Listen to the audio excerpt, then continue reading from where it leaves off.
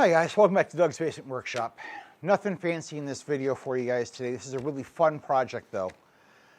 A graphic artist that I work with quite a bit wrote to me and asked if I would help them out. Now this graphic artist lives in Maine, so I am cutting these and mailing them to them. She wanted to paint them herself, so I'm not doing anything except for just cutting. There's no computer section to this. I just want to show you the idea that she had and how she executes it.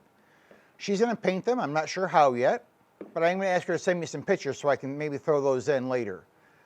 But I don't know that she's going to have this done in time for this video to come out. But they're vent covers with these really cool designs on them. And she just really went crazy with it. And a lot of these vent covers fit perfectly in the Glowforge. No real issues to them. And they are really simple.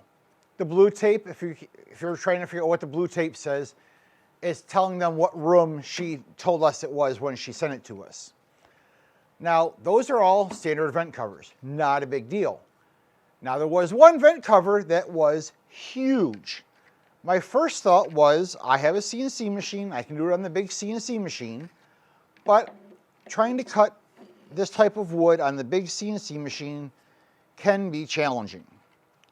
So we cut this into multiple pieces that we can attach together. And what we're going to do is send her little scab pieces that she can attach to the backs and make this into one huge vent cover. I'm never going to balance this to put this together on camera. But as you can see, this is a huge vent cover. Now, this is something that would never fit inside the Glowforge, but we can still do it by cutting it up into little pieces. We ended up having to make 4 pieces, but we did it. And it was a really fun project. All we gotta do is just put a couple of brace pieces on the back, a little bit of activator spray and super glue, and it's gonna be done. If you don't have activator and super glue, wood glue, white glue, this is not a stress project because it's gonna be a vent cover, it's gonna go on place, and probably never get touched again. Now, if it was me doing this at my house, I would have taken the screws and measured them with calipers and engraved a spot for the screws to recess the screws in. And knowing the size of the screws and the head of the screws would have made a big difference there. I didn't do that because I don't know what the screws are. I don't know what she's planning to do. But if it was me, my house, my project, I would have recessed the screws by simply engraving it. And you can change the depth of the recess by simply changing how deep or how many times you engrave in the same spot.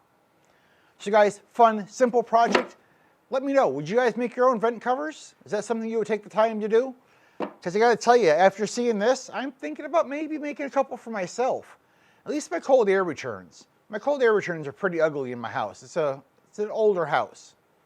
So down below, tell me, what would you do? Would you make your own vent covers? Would you try to make one this big and cut it up into pieces? Remember, like, subscribe, and I'll see you on the next video.